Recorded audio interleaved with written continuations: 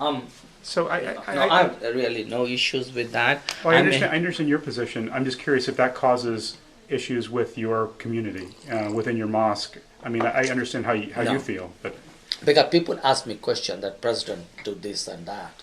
So I told them, I said it's a human right issue. Simple answer is this: hmm, I am no one to impose my religious belief. So are you not? You are the same position. You cannot impose your religion. Religion is purely personal. You practice your religion. hmm. That's what it's about. The I think how many Muslim members are there in Congress now? Less Right now, than too. two. Too. Are you prepared for the kind of scrutiny that you might get at a national level? I'm already getting it Yeah. here, so and really I'm not too concerned about it, and the reason is that first of all we are all Americans. Simple answer is this: whatever we are going to do is going to help everybody, not a particular population or a group. Mm. But if the whole nation is going to get benefit, you as a group are going to benefit by that as well. So I really personally I don't feel that way, but there are people in the society who will be thinking that way, Mm. and really speaking, you can't shut people mouth. Whatever they want. It's a freedom of speech in this country. Yeah. You can't shut them up. I often find myself fighting with people, maybe not fighting, Yeah. online, exchanging Views, heated debate. discussions with people that claim that there's no such thing as moderate Muslim. That they will not accept the fact that there's a continuum, Oh, yeah. and between the people that are Fundamentalist or fundamentalists. whatever. No, I mean what these people have to understand. First of all, they have to know they're Muslim. Probably these people are talking to you and have no contact with a Muslim person. Mhm. And so I can say absolutely that 99.9% of the Muslims are very moderate and very peaceful. There's always, you know, It you have happens. got It happens in the Caucasian community as well. I mean, all the time. they're yeah, I always call them these yeah. fundamentalists. It's They are all fundamentalism. brothers to each other. Yeah, Whether they are Christian fundamentalists, whether they are Jewish fundamentalists, or whether they are Muslim fundamentalists. I think they all three are combined together. yeah. They should be all put in a room together because that's what they believe in, Hmm. to disturb the humanity. Right. And what I tell people all the time is ignorance, and it's also that we, the Muslim community who are in this country, because they started late, Hmm. especially the immigrant population or people who changing their religion, they are newer people in the society. I think we have to let people know us by our deed Hmm. than by telling them what to preach them. I do not preach anybody my religion. I do my religious things, whatever.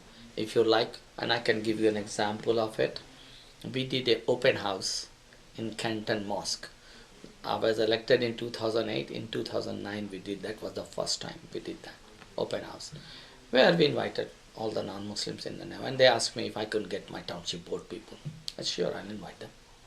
So I came. They all came.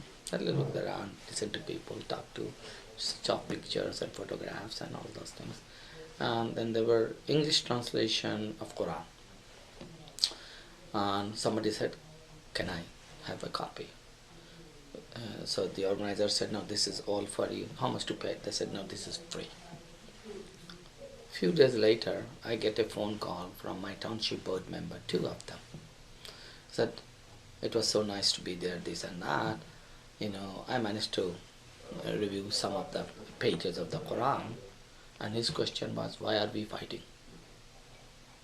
That makes you understand what these people who talk about extremists and all those things, they quote half a line of a paragraph or a sentence, Hmm. and it says, kill the infidels. Well, why? If an infidel has hurt you and has caused you bodily harm and things, or kill Hmm. someone in your family, that sentence says later. Hmm. So the first part, Right.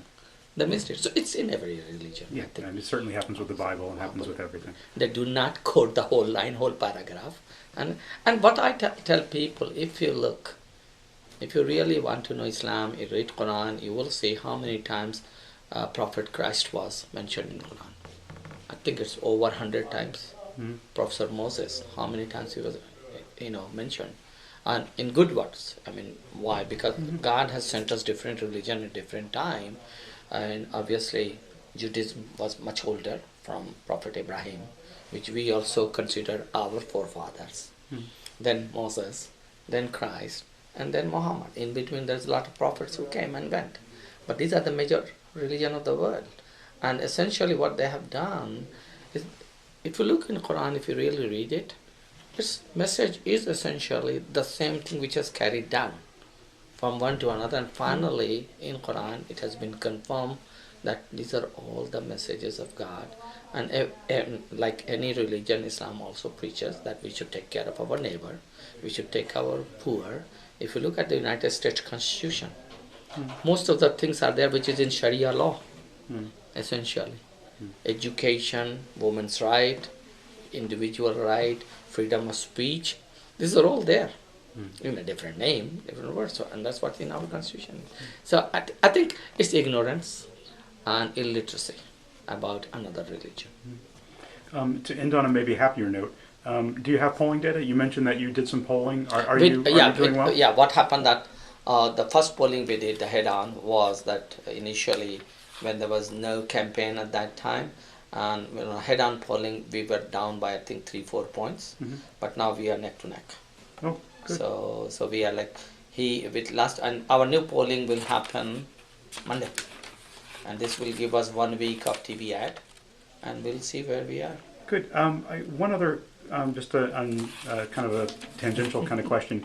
I told somebody that I was coming to talk to you, and they were asking, they live in Canton, and they were asking about charter schools. Yes. They were saying that I think it's Heritage Academy has 5 schools. Meanwhile, public schools are closing. One closed this year, another's closing next year. My personal view, I do not agree with charter school. That's my own, because essentially they are stealing money from public school for profit.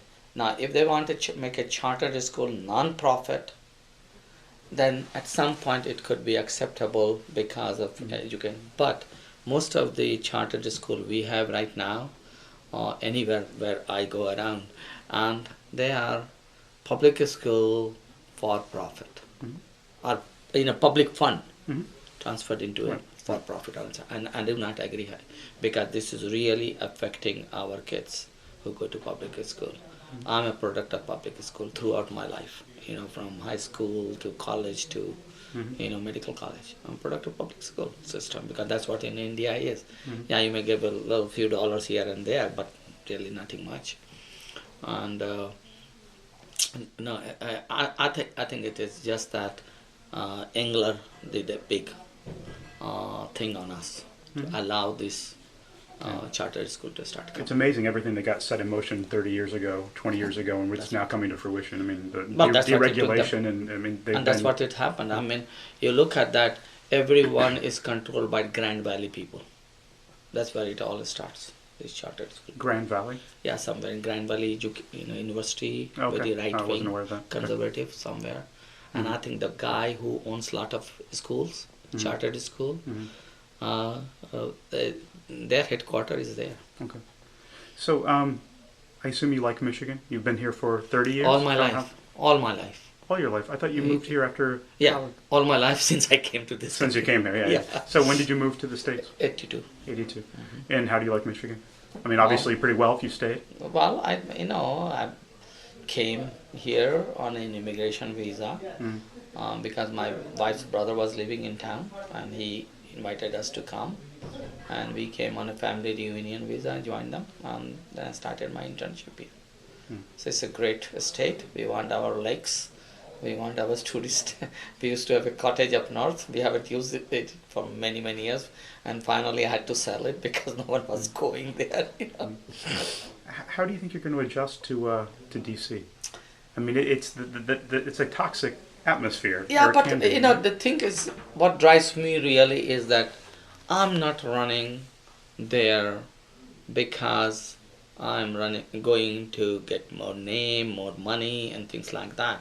I was very blessed being a physician. Even if I get paid what they normally pay, I'm making less money than I was making. And in this election cycle, I'm spending almost $1,000 a day campaigning. I could have made that much money in my office if I was sitting there, but I'm not doing it. So I'm really losing a lot of my own funds, which I could have done it. But what I thought was very important for me was that this country has given me so much. I want to be a part of it. I want to give it back to the community so that people who is less fortunate than me can have the same opportunity what I had. So this I'm doing for the next generation, really. So I don't care whether I win or lose. I do my job. God willing, I will be successful. You have a wife and a son? Yeah. Are they supportive of your endeavor? Are they at all Of course. apprehensive? I mean, when they hear these kinds of robocalls and they hear They are a little concerned, and my advice to them is don't worry about it. This happens in political life. I mean, think about what president is getting. Yeah. Whether live, I'm getting nothing in comparison to what he gets. Every now and then they come out and say he's those birther groups and things like that. We know people like Michelle Bachmann. We know people like John Walsh. Hopefully you won't have to serve with her. Hopefully She is losing. She's falling behind. I love it. Yeah. I know John Gray because his financial director came to put my thing in order because he had somebody help, and then she came here, and now she has gone to Denver for another plan. But that's how they keep moving people around. We are really blessed. I mean, I'm not really too concerned about it. My job is to do what is best for my campaign. Get my name out, talk to people, go to all the meetings they invite you, if I can go. Now, if they're meeting at 2 in 50 miles apart, and at the same time I can be only in one of them, I can't be two of them. But I like to, make good use of my time, try to get in there. Even yesterday we had like 3-4 people, places to go. Thank you very much for your time. I appreciate it. Okay, thanks a lot.